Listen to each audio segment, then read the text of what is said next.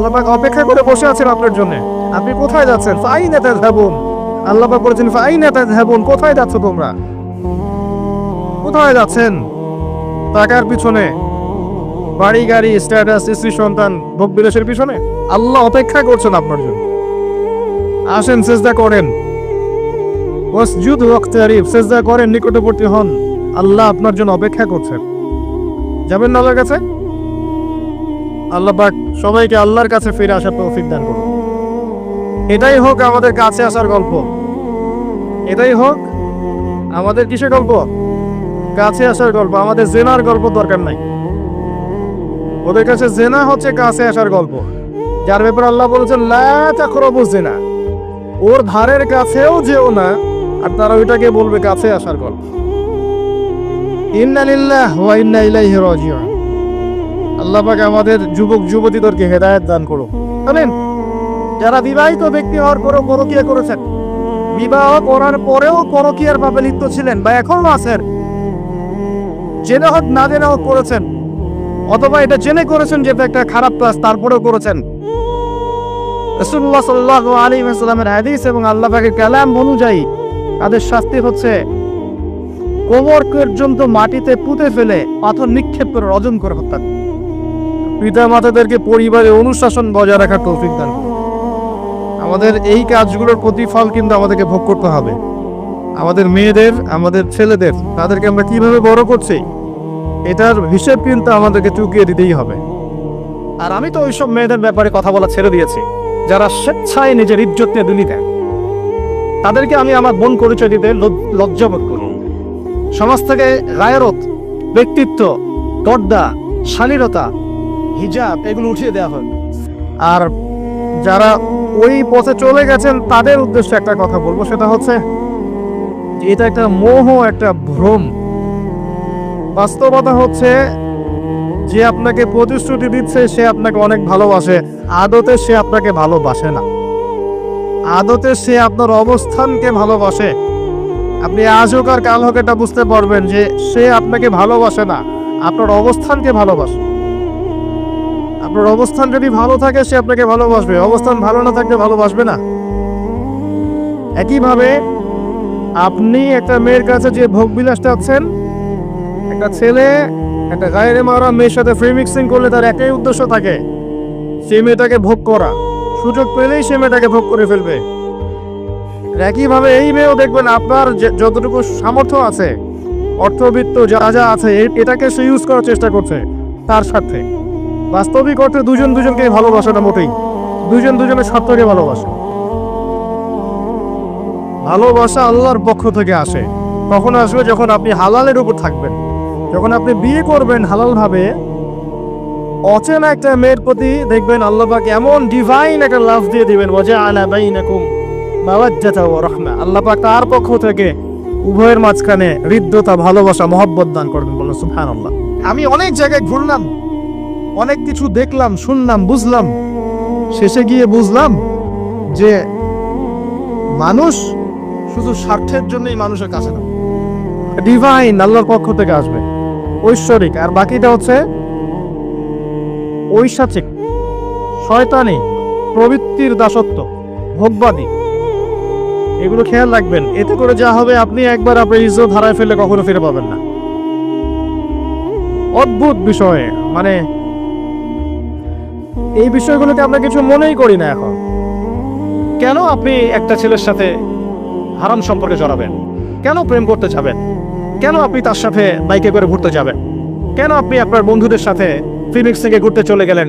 3 দিনের রাস্তা, 7 দিনের রাস্তা, 10 দিনের রাস্তা, অথচ আপনার উপর হজও ফরজ না আরাম ছাড়া। আমরা কিন্তু কিছু মনেই করি না। মনে করি এটা একটা সোশ্যাল কালচার, গার্লফ্রেন্ড বয়ফ্রেন্ড থাকবে, এটা সোশ্যাল কালচার। এভাবে যে কত ছেলে কত মেয়ে, লক্ষ লক্ষ কোটি কোটি নিত্যদিন জেনা করছে, আল্লাহ ভালো জানে। আল্লাহ পাক আমাদের যুব সমাজকে হেদায়েত করুন। আমি আর যে প্রশান্তির জন্য আপনি তার কাছে যাচ্ছেন সেটা তার কাছে নাই।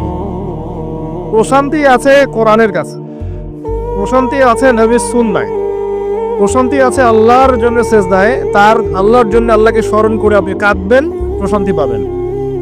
আল্লাহর জন্য কিছু কাজ করবেন, তার দিনের কোনো খেদমত করবেন, প্রশান্তি পাবেন। আল্লাহর কোরআনের 10টা আয়াত মুখস্থ করেন, মনে এমন শান্তি আসবে যেটা আপনি কোথাও পাবেন না। আমি চ্যালেঞ্জ করে বলছি আপনাকে, আপনি আল্লাহর কিতাবের আজকে গিয়ে 5টা আয়াত মুখস্থ করেন, অর্থটা পড়বেন, কয়েকবার চর্চা করেন, মানুষকে শোনান, আপনি মনে এমন একটা প্রশান্তি পাবেন যেটা পৃথিবীর কোনো জায়গায় পাবেন না। গতানুগতিক লাইফস্টাইলে এখন এই পৃথিবীর বেশিরভাগ মানুষ বস্তুবাদী। এটা দেখার জন্য, বোঝার জন্য জাস্ট আপনার হৃদয়ের চোখ, হৃদয়ের কান, হৃদয়ের ইন্দ্রিয়গুলো একটু উন্মুক্ত করতে হবে। আর হৃদয়ের চোখ, হৃদয়ের কান উন্মুক্ত হবে তখনই যখন আমরা আল্লাহ এবং তার রাসূলের সামনে আত্মসমর্পণ করব, তার আগে নয়। তো বেশিরভাগ মানুষ বস্তুবাদীরা লিপ্ত থাকে।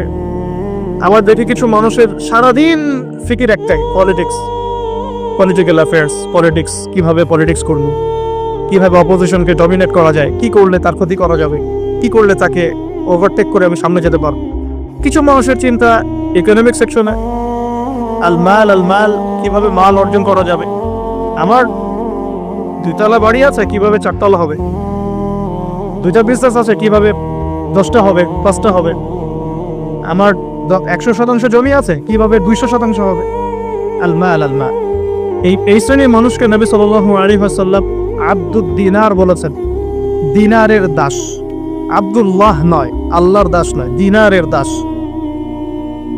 আরো কিছু মানুষ আছে, আমরা এখন সায়েন্স এবং টেকনোলজির অগ্রগতির খোরা অজুহাত তুলে সরাসরি আল্লাহকে ডিনাই করে ফেলছে এবং এই মতাদর্শ সমাজে বাস্তবায়নের চেষ্টাও করছে।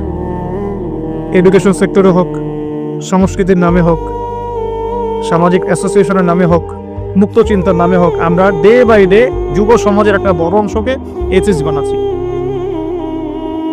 আবার কিছু মানুষ সারাদিন সংস্কৃতি নিয়ে পড়ে আছে, গান বাজনা, নাট্য, কলা ইত্যাদি ইত্যাদি। কিছু মানুষ সারাটা জীবন ঢোল তবলায় কাটিয়ে দিচ্ছে, কিছু মানুষ সারাটা জীবন একটা গিটারকে নিয়ে কাটিয়ে দিচ্ছে, একটা মিউজিক্যাল ইনস্ট্রুমেন্ট নিয়ে কাটিয়ে দিচ্ছে। কিছু কিছু দিনী বোন সারাটা জীবন অপসংস্কৃতির অন্ধ অনুকরণে কাটিয়ে দিচ্ছেন। এবং আপনাদের কাছে, সরি ফর মাই ল্যাঙ্গুয়েজ, অনেক সময় মনে হচ্ছে সৌন্দর্যই সবকিছু। আল্লাহ রাব্বুল আলামিন হয়তো বা মনে হয় আমার বাহ্যিক সৌন্দর্য দেখেই বিচার করবেন। আপনার এটা নবী সাল্লাল্লাহু আলাইহি ওয়াসাল্লামের নববী একটা সুন্নাহ ছিল যে তিনি নিজে জ্ঞান চর্চা করেছেন, সাহাবীদের মধ্যে সেই জ্ঞানের বিপ্লব ঘটিয়েছেন। আমি বলেছিলাম গতকালকে যে আপনি একজন সাহাবী দেখাতে পারবেন না যিনি কোরআন হাদিস এই বিষয়গুলোতে দক্ষ না।